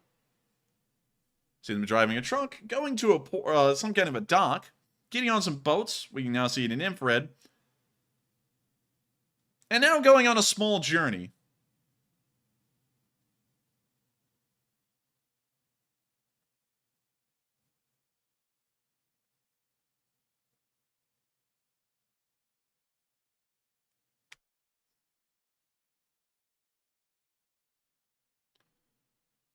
We now see them crossing the Dnieper Reservoir, and that shows you a pretty good idea of how large the Dnieper Reservoir is that it almost looks like a sea. We now see some footage being taken from helicopter. We can now see them flooring it across the way, and some explosions occurring in the distance. We now see the boat backing up, some kind of fire coming from the shoreline.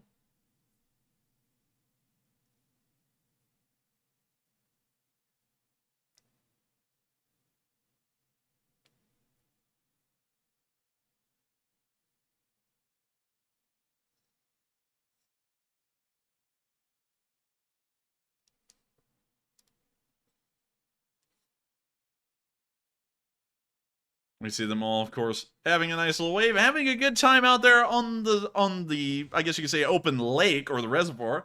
And of course, interesting to see that the Ukrainian police special forces are conducting operations on the Dnieper Reservoir. For the large part, we know that things like that are happening, but not on that kind of scale, so fairly interesting to see. With that in mind, though, we haven't seen any major activity occurring across the entirety of the southern front, from Marinka all the way to Infighting. We also haven't been seeing a large amount of activity occurring in Kherson either. We have seen, though, a civilian handing out hot coffee to Ukrainian soldiers.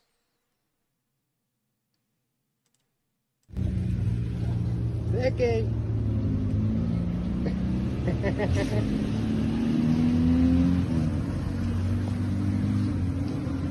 О, нам кавуськи зробили. Люди десь пороз'їжджалися. Море народу, всі довольні. То танк нас буде тягнути. То савушка, блядь, здоровезна, пиздец.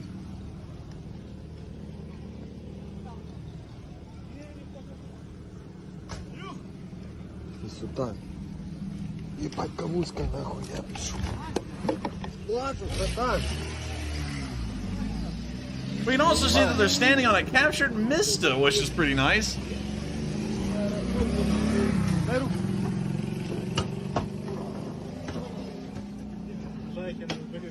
Так, треба цій господині подякувати буде.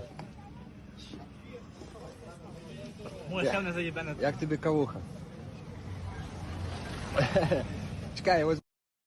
So with that, that's the end of the video. But once again, nice to see that civilians are handing out coffee and the soldiers are having a nice little hot brew. With that, we're now going to be moving down to our final bit of news from the Kherson area, where we've seen that a Mastiff, of course a British-provided armored vehicle, survived a direct hit from an RPG. Most likely an RPG-7. So without further ado, here's the video once again showing why British equipment is some fairly good stuff.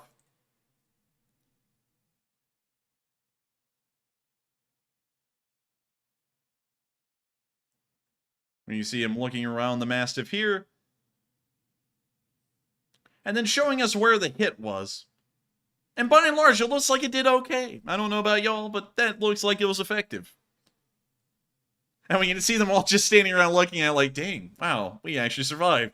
And so with that, that's the end of the video. But once again, very nice to see that British-provided Mastiffs are helping Ukrainian soldiers to survive hits that at another time in another vehicle wouldn't have been survivable. With that, we haven't seen a major amount of action in the Kherson area. It appears that the front has largely fallen silent, although at this moment we do know that Russian forces are still withdrawing at a slow trickle across the Dnieper River into the southern end, also encouraging civilians in the area to evacuate and forcefully evacuating some.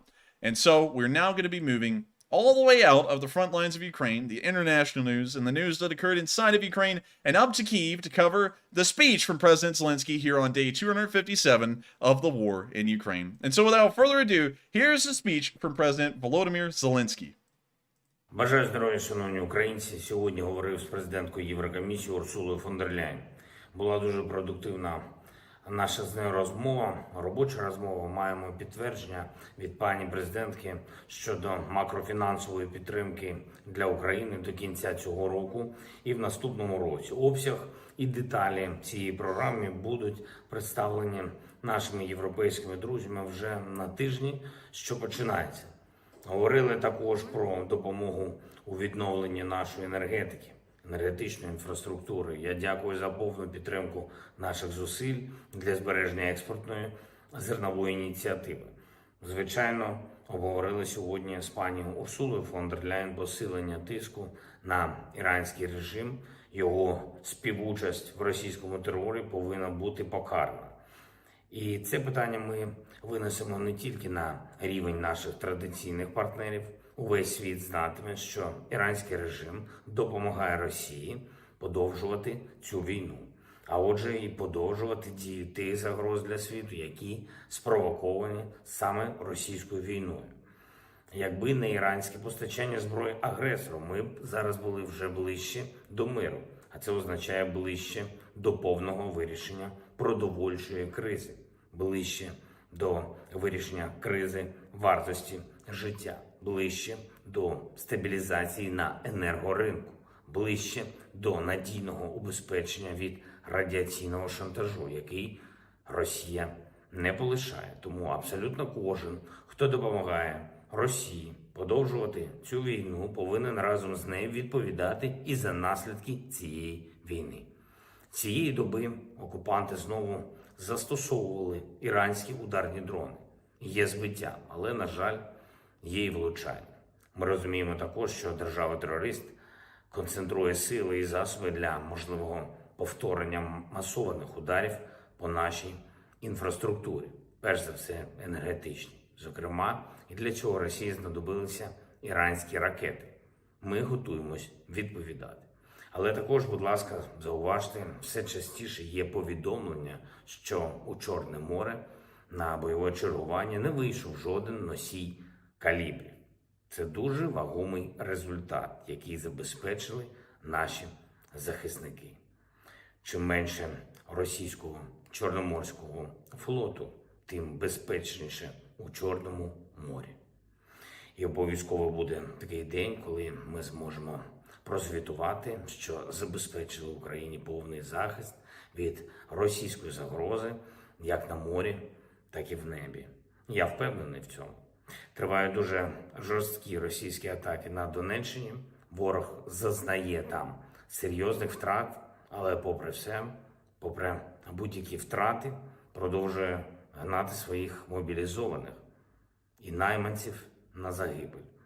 Я дякую всім нашим воїнам, які витримують цей дійсно страшний тиск, які зберігають стійкість і героїчно захищають наші позиції. А особливо я хочу відзначити сьогодні бійців 79-ї окремої десантно-штурмової бригади за хоробрість, за героїзм при обороні на Авдіївському напрямку. Також дякую кожному і кожній, хто задіяний для ліквідації наслідків російських терористичних ударів по Харкову, по Запоріжжю, по містам і громадам Дніпропетровщини, по Миколаєву. Обов'язково виженемо окупантів, обов'язково гарантуємо безпеку усім нашим містам, усім нашим громадам. Станом на цей вечір у Києві та 6 областях продовжуються стабілізаційні відключення електрики.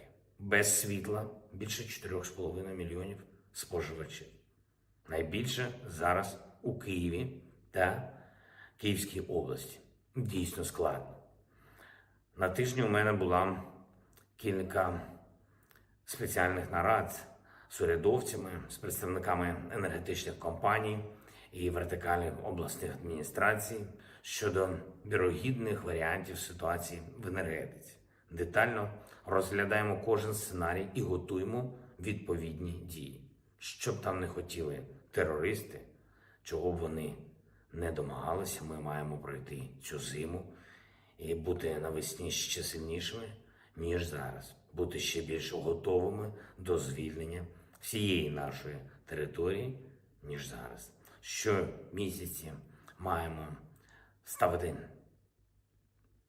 цілі, складні цілі і, проходячи через них, ставати міцніше, ще міцніше. Слава усім, хто воює і працює заради нашої перемоги. Дякую усім, хто допомагає. Слава Україні! And with that is the end of the speech from President Zelenskyy, and that rounds out our day 257 news of the war in Ukraine. I thank you all so much once again for watching, and if you did enjoy, please make sure to subscribe, as these streams run every single day of the week at 10 p.m. Eastern Time, except for Mondays. And so with that, thank you all so much once again for watching, and we're now about to enter the question segment, where we're going to address all of the polls and also all of the questions that have been sent in, as many as we can tonight. And so with that, what do we got, Matthew? All right, folks. So for the final segment of the night, just to recap that fundraiser, we have hit our goal, and we're currently sitting at $7,802. So I can't do math that well in my head, but we're somewhere in the neighborhood of $200 to $300 above our goal. So very, very good progress tonight, by the way. And also, to recognize our other top donors, we have a $150 donation from Susan L. UK that we called out earlier. We also have actually several $100 donations, one from Snoozy Green, Rob Bertram, L. Colston, and Stark, along with Activista. Then we have several $50 donations. The first one is from our favorite breakfast food, Sausage Gravy Biscuit. We also have one from Robert Harrington, Lori Bechtel, also Colleen Emsley, Greg Carrier, Jimmy, Sean Tiz, BSG Wolf, and Glenda Campbell. And those are the top donors for the moment. So once again, thank you all for your generosity. And Enforcer, I know you want to add a few words. Of course, and I thank you all so much once again for supporting tonight's fundraiser. Of course, it means a lot to both me and, of course, those animals that will be saved here in the future, thanks to y'all's support to IFAW. Hopefully, they'll be able to continue on their efforts in Ukraine and make sure to save as many animals as they can, and these animals, of course, could have been saved by y'all's support. And so with that, thank you to all of y'all so much once again, every single one of y'all. And I know we can't call out every one of you, but still, thank you to all of y'all so much once again for supporting tonight's fundraiser and helping that support to get to Ukraine and help out those poor little pets and zoo animals that need to be rescued. And so with that, we are now going to be moving on from that and into our polls. And so with that, what do we got, Matthew? All right, so ever since the last segment, we've only had one poll, and currently it's gotten about 1,500 votes on it. The question is, would you be in favor of peace talks between Russia and Ukraine? It looks like 49% said yes, but Ukraine does not give up any land. 33% said no, do not negotiate with terrorists, meaning Russia. 12% said no, peace talks are too late now, and 6% said yes, peace is always preferable. Now, for me, I'd have to agree with the top option. However, I'm not sure how feasible it is to have a peace talk where Russia is not demanding that Ukraine not give up their land. So I would have to say that peace talks probably aren't viable. But Enforcer, what say you? I would have to say that peace talks are most likely preferable as long as Ukraine is not having to give up land. As long as the peace talks already start off with the idea that Ukraine will reclaim all of the land they've lost, including Crimea, I would consider that to be reasonable peace talk, I guess you could say, prerequisites. But if they don't have that, then it's practically pointless. And so with that, I hope that addresses that poll fairly well, and we are on to the next one. All right, so that was our last poll. So moving on to our questions. Up first, we have to recognize our decoders of the stream. Tonight, it was Mark Hodges, Draconia, WFTU, BME, and also C. Fay. So we got the whole gang again tonight. They say the Morse code says, you know what's crispier than a KFC $5 family meal? The Russian army. Slava Ukraine. and y'all did get that Morse code message correct. There is only one thing that's crispier than the $5 family basket at KFC, and that is the Russian army. And so I thank you all so much once again to all of our Morse code deciphers for getting that Morse code message correct again. And of course, always being here and always enjoying the little Morse code messages we put in each and every night. And so with that, we're now going to be moving on from that and on to the next one. And up next, we have a question from Jared Martin, who says, has the Russian army of today surpassed the French army of 1940 in terms of ineptness? No, because if they were as inept as the French army in 1940, it would have been over within the first month. They have been able to somehow stick in for 8 months, but beyond that, I would have to say the French army in 1940 in the modern world had to have been one of the most incompetent armies that ever existed. Of course, if y'all ever know anything, if y'all have ever looked into the history of the French army leading up to the war, it was the largest army on Earth, but it was also the most backwards one at that time. There was no concept of radios, so messages had to be transmitted by bicycle messengers, which is bizarre and really dated by 1940 standards. They also did some really wacky, weird stuff with their doctrine, like not integrating tanks with infantry. Like, tanks were just tanks. There was no infantry at all attached to them, I believe, if I'm correct. So I would have to say they're not that inept, but they are about number 2. They are getting really close to that. And so with that, I hope that does address that question fairly well. And we are on to the next one. And up next, we have a question from Kellen Dunn, who says, have you seen news that Ukraine will get the quote-unquote Storm Shadow surface-to-surface missiles? Poland is upgrading Su-24s to accommodate those missiles. The Storm Shadow missile. I haven't heard about that one in particular, although we have clicked on it before, apparently. And we can see that it's some kind of according to this, it's an air-launched cruise missile developed by Matra in British Aerospace.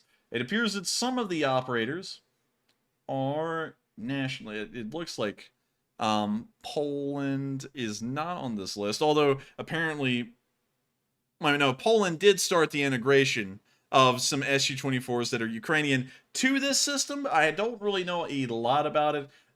So with that, I haven't heard about it, but it does seem pretty interesting. And hopefully we'll see it in use in some part of Ukraine. And so with that, we are on to the next one. I hope I addressed that fairly well. Yes, indeed. And up next, I want to recognize a $100 donation from Anna May to the fundraiser tonight. Anna, thank you very much for that support, and we do appreciate it very much. And Enforcer, I know you're chomping at the bits over there. Would you like to add a few more words? Yes, I would like to thank y'all so much once again for the support, because so far this fundraiser has reached about $8,000 and $8,007 exactly. And I got to thank y'all all so much once again for the support and helping this fundraiser to get that far. Of course, only the Lee Spring Army has pretty much achieved every single goal that we've ever put out so far fundraiser-wise. And so I thank you all so much once again for supporting this fundraiser and helping out IFAW to help out the animals of Ukraine. And so with that, we are on to the next one. And up next, we have a question from DL Hemingway, who says, so when will the Russians bring out the T-34s, T-54s, and T-55s? Real quick, let me put that in. Probably soon. They do have a lot of T-62s to work off of, but, you know, the question is, there's a lot of them out there, and how many of them are actually operational?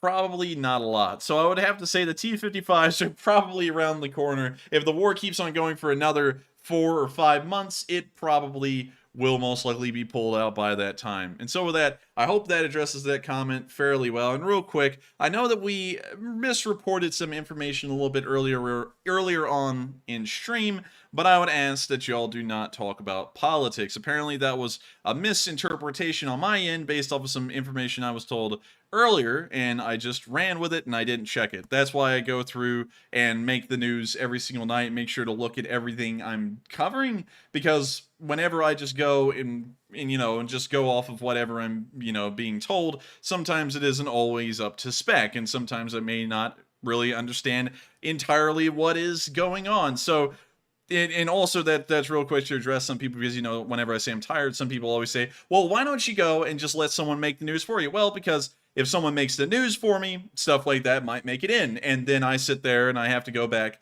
and go and do the news anyways and go and read over everything. So I'd have to ask if y'all refrain from politics. I know that it seems to for some people that it was brought up earlier, although we were still not bringing it up in a political light. But anyways, with that, we are on to the next one.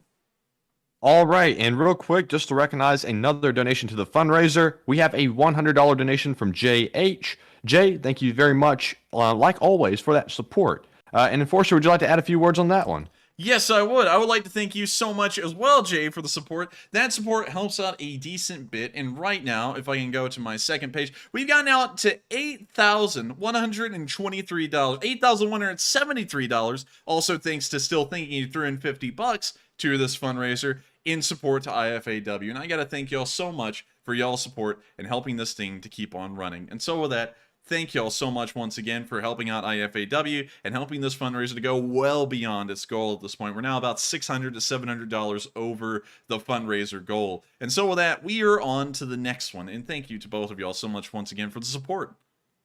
And also, just real quick, also a shout out to Still Thinking for putting in a 50. Thank you very much for your support of the fundraiser as well. And moving on to our next question, we have one from Robert Whitehead, who says, Enforcer, with civilians being forcibly removed from Kherson, would an offensive from the city of Zaporizhia curb some of this and leave the Russians with a defense that faces the wrong direction?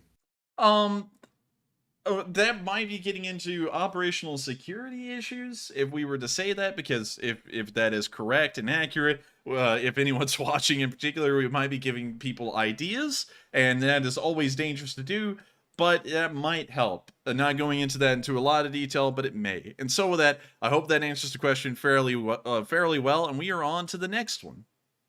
All right, and real quick, let me get rid of one more bot. There we go. And the next question is from Christian Cruz, who says, could the reason the Russian Orthodox Church is so involved in the war be that they are still mad about the Ukrainian Orthodox Church broke with the Russian Patriarch?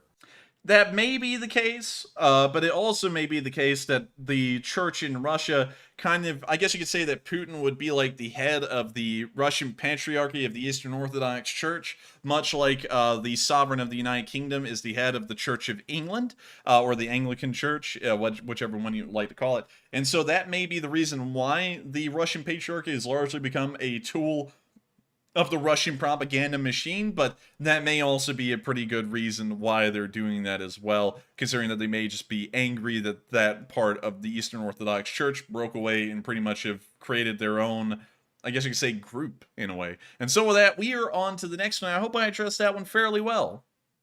And up next, we have a question from Kat Nico, who says, important question. Do you think the West, in its ignorance and selfishness, will force Ukraine to negotiate an early peace by pulling back support?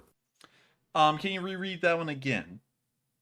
Kat Nico says, do you think the West, in its ignorance and selfishness, will force Ukraine to negotiate an early peace by pulling back support? I feel like that one kind of touches on a kind of some that we covered earlier, and I just want to get past that now because, well, I got to be honest, it was incorrect. But then I saw that there was like 20 people who just went ape in the live chat, which was really lame because, yeah, it was wrong. Okay, and of course, we always go back and correct wrongs like we do whenever they happen, but there's no reason to go absolutely ape. Honestly, just being honest, people who go ape over stuff like that, when it's like, hey, man, I think you may have misheard that. You might want to go back and look at that. I would have gone, oh, okay, sure, like we did, and then went back and looked at it.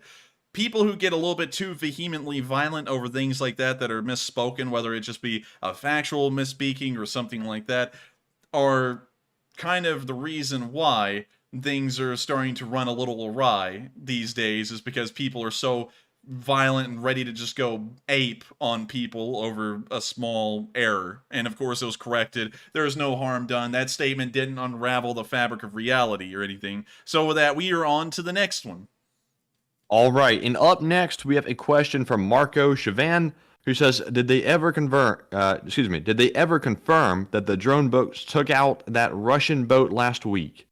The Admiral Makarov, we haven't gotten a lot of news on the Admiral Makarov after it was hit by the kamikaze boats. So Sadly, no, we haven't, but I'm assuming that it is heavily damaged at least, or it may have sunk, although we never got the official confirmation that it did sink. And so with that, we are on to the next one, and I hope that answers the question fairly well. All right, and up next we have a question from CA Lags, who says, if Belarus joins in and Ukraine counterattacks, won't Ukraine be able to enter Belarusian territory to threaten Moscow? And can you reread that one again? I think I may have misinterpreted it right there. CA Lag said, if Belarus joins in and Ukraine counterattacks, won't Ukraine be able to enter Belarusian territory to threaten Moscow? Yeah, not really. It is a defensive war, and Ukraine doesn't want to start extending its own front lines into areas where it have to create its own logistics structure and then also undertake its own offensives, which are very costly material and manpower-wise. And so that is... If Belarus joined the war, they would most likely push Belarus back to the Ukrainian border and then stop there. They most likely wouldn't push into Belarus and then use that as a basing platform to then start trying to race towards Moscow. Because even then, from the Belarusian border to Moscow, it is a whole 300 miles nearly, and so it's quite a lot of ground to cover. And so with that, I hope that does address that question fairly well, and we are on to the next one. All right, and up next we have another question from Christian Cruz, who says Poland has offered to refit the Su-24 to be able to fire the Storm Shadow that we looked at earlier. If Ukraine gets, I think you meant to say, if Ukraine gets that, then will they be allowed to attack targets in Russia? Let's see.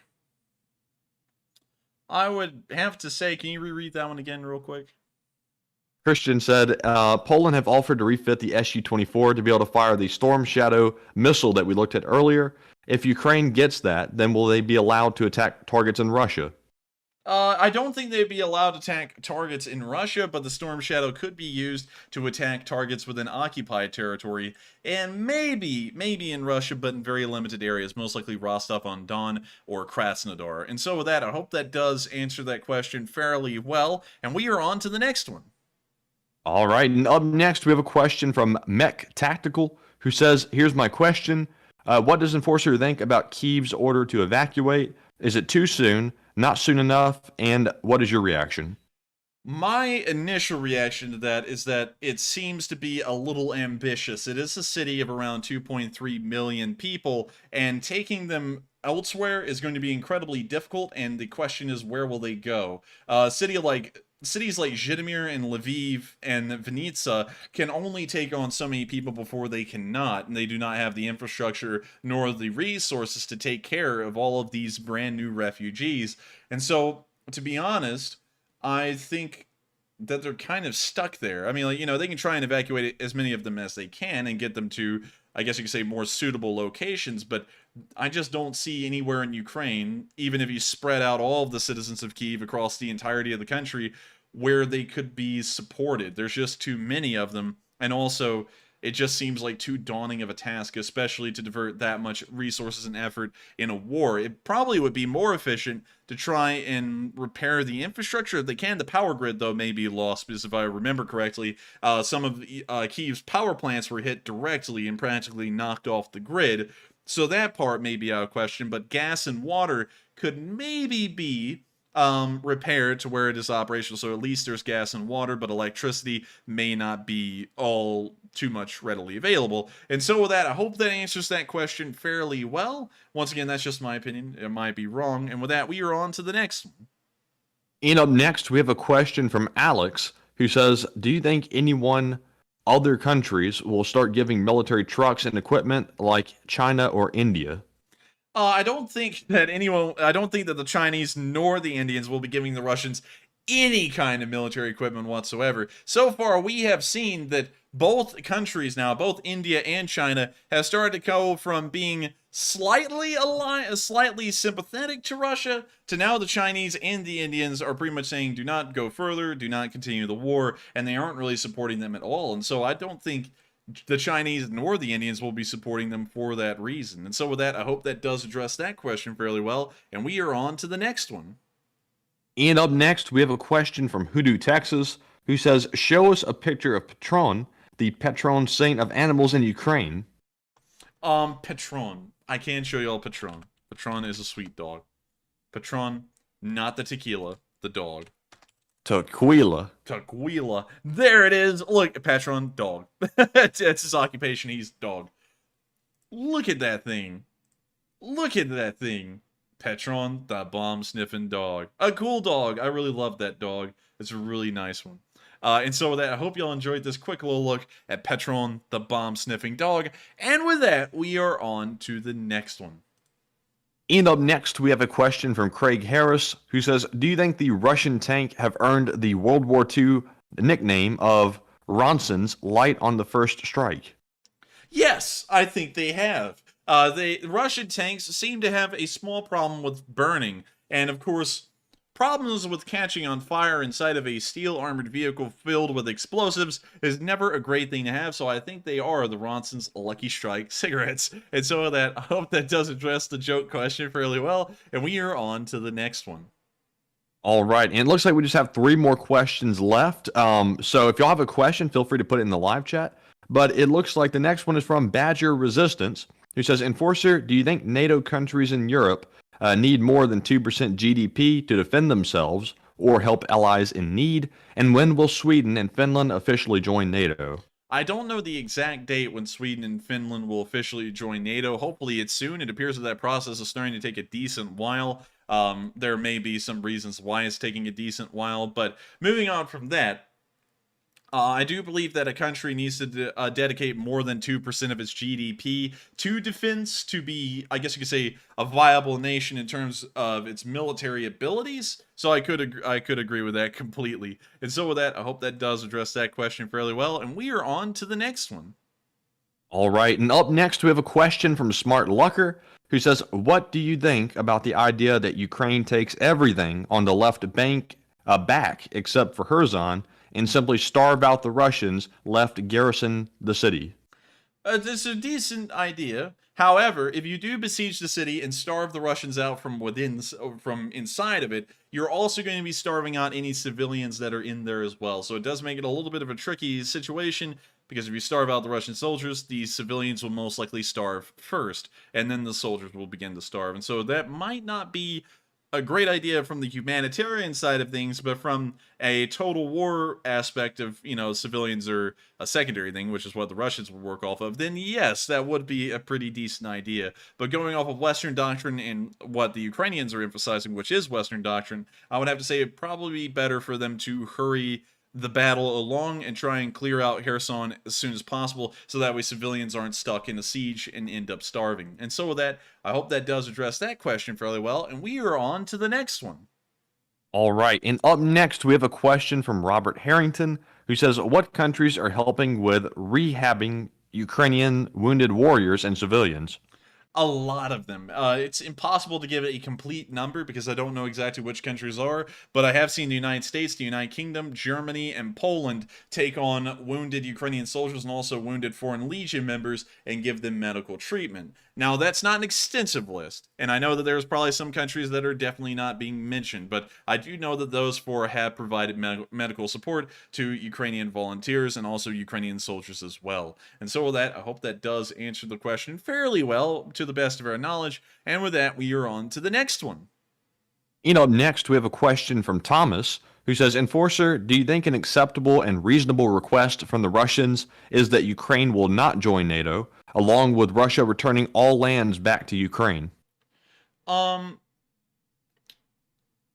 would have to say it's not too unreasonable. Of course, returning all of Ukraine's land back to them would be fairly reasonable in my opinion. And so with that, I hope that does address that question fairly well, and we are on to the next one. All right, and up next we have a question from Avari Mandubratis, who I was told earlier, I'm still butchering the name, but he's fine with it, so sorry about that again. He says, how effective might a HIMARS M30A1 attack be on Russian naval and maritime vessels at port? Maybe they could penetrate missile launchers and cause secondary detonations. Maybe they could. I think it would be somewhat successful, because we can already see that Russian, I guess you could say, defenses around anything for that matter are non-existent, and we already saw the kamikaze boats make it well on into their way into the port. And so I think that another attack like that one would also meet some pretty good success. I don't think there would be any reason to assume it would fail, considering that the kamikaze boat attack went over pretty well. It was a fairly good success. And so with that, I hope that does address that question fairly well. And we are on to the next one. And up next, we have a question from none other than the Pack Rat, who says, not much news coming from the Zaporizhzhia nuclear power plant. Does that raise any concern? No, actually, for the first time ever, that's good, because usually whenever we get news from the Enerhodar nuclear power plant, things have always been going poorly in that news, and so a lack of news shows that activity and battles, I guess you could say more like Russian barrages on the plant, may have finally ceased for a little while, and they're now resuming, I guess you could say, normal-ish operations as far as Zaporizhzhia is concerned. And so with that, I hope that does address the question fairly well, and with that, we are on to the next one. And up next, we have a question from Justin, who says, do you think if Putler does another mobilization, he will close the Russian border first? I feel that if Putin did something like that, yes, he would close the border. We already saw that during the partial mobilization, a lot of people left across the borders of Russia because they did not want to be a part of it. And I think that the Russian government most likely saw that as well. And so they'll be trying to crack down on anyone else who's trying to cross the border at at unsightly times, much like whenever a complete mobilization is called, if there ever is one. And so with that, I hope that addresses that question fairly well, and we are on to the next one. And up next, we have a question from White Lightning 777, who says, have you ever heard of those rats trained to sniff out landmines? They're too small to trigger an explosion. And I have heard of the rats that are trained to smell out landmines. I don't know a lot about them. I know about the premise of them, so I don't really know if they're effective or not, but I do know of their existence, to say at least. So I wouldn't know if they're effective, but it is still something that is out there, and I guess within the realm of possibilities. And so with that, I hope that addresses that question fairly well, and we are on to the next one. And up next, we have a question from Christian Cruz, once more, who says, Iran have drone factories in Tajikistan, I hope I'm saying that right, and Uzbekistan. Yes, and could the drones used by Russia come from there? And Iran is right that they are not supplying Russia with drones. I would have to say probably not, considering that Uzbekistan and Tajikistan, while being former Soviet republics, don't really seem to have decently good terms with the Russians, I guess you could say, and also each other. And so I don't feel like they would be the ones supplying the drones to Russia. I feel like if anyone, it would be Iran, considering that they do have these drones. We have seen them before the war, and also they have a reason to support Russia, and that's that the Russians are going against the Western sphere of influence, and Iran is against the Western sphere of influence. So the enemy of my enemy is my friend, and so they would most likely be providing them support for that reason. And so with that, I hope that addresses that question fairly well. And we're going to answer 3 more questions from the live chat, and then we're going to be rounding out tonight's stream. And so with that, on to the next one.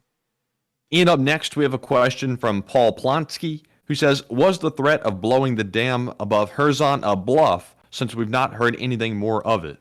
It most likely was. That's what I said when I heard about the news. Things like that are usually pretty outlay, and of course I could end up being wrong on this because the Ukrainians haven't advanced yet for them to blow up the dam or have any reason to do so. So I could be wrong, but it does seem a little bit outlandish that they would rupture the dam and flood pretty much the Olesky Sands National Nature Park area and not really get any Ukrainians as well. So I think it was largely hype talk as usual, but it is still something that was worth taking the precaution considering. And speaking about seeing that the Russians looked like they were talking about doing something like it. So with that, I hope that does address that question fairly well, and we are on to the next one.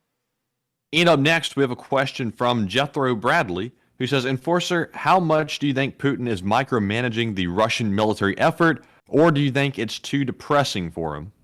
I think that Putin is most likely not micromanaging the Russian military efforts. If he is, then he's a terrible strategist, and also I don't think he is, because if he saw the situation as poorly as it was going, there would be no way that he's only responding in the small ways he is, because this is going terribly for them, and at this point drastic measures would have to be taken by the Russians to even try at all to really turn this war around. And so with that, I hope that does address that question fairly well, and we are on to the final question of the night. And so who is the lucky last person who threw in the lucky last question of the night? And that viewer is Santiago Flores, who says, Enforcer, have you heard that Ukraine is putting back in service their Su-24s? I actually heard that a little while ago. In fact, I believe they were in service before the war based off of what we've seen. So the answer to that would be yes. As far as I know, they never were decommissioned from service. But if they were, they certainly are in service now, as we've seen them flying over the battlefields of Ukraine pretty much ever since the very beginning of the war, if I recall correctly. And so with that, I hope that does address that question fairly well. And tonight has been an incredible night. We were able to raise $8,250 out of a $750 goal for IFAW. I thank you all so much once again for helping us to blow through that fundraiser goal, and y'all, believe it or not, have already reached the end of tonight's stream. It's only been 2 hours long, so it's not at all the normal length of a stream, but I thank you all so much once again for watching the news and finding this to be a reliable source. If y'all have enjoyed, please make sure to hit the like button, and once again, also subscribe. It helps this channel to keep on growing and helps the Lee Spring Army to continue to report the news. And so with that, I thank you all so much once again, and I will see you all on Tuesday at 10 p.m. Eastern Time to cover the next 48 hours of the war in Ukraine. Good night, everyone. Take care. I'll see you all then. And Slava Ukraini.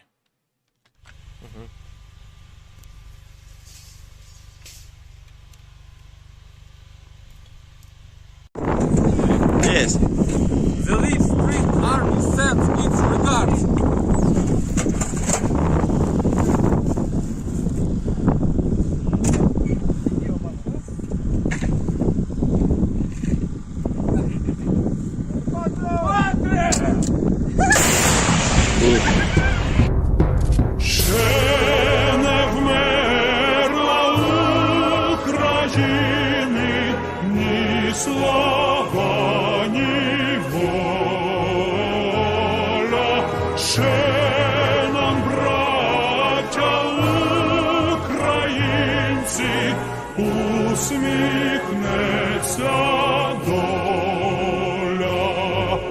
Згинуть наші вороженьки, як роса на сонці, запануємо ми, браття, у своїй сторонці, душу й тіло ми положим за нашу свободу і покажем, що ми браття козацького роду. Душу й тіло ми положим за нашу свободу і покажем, що ми браття козацького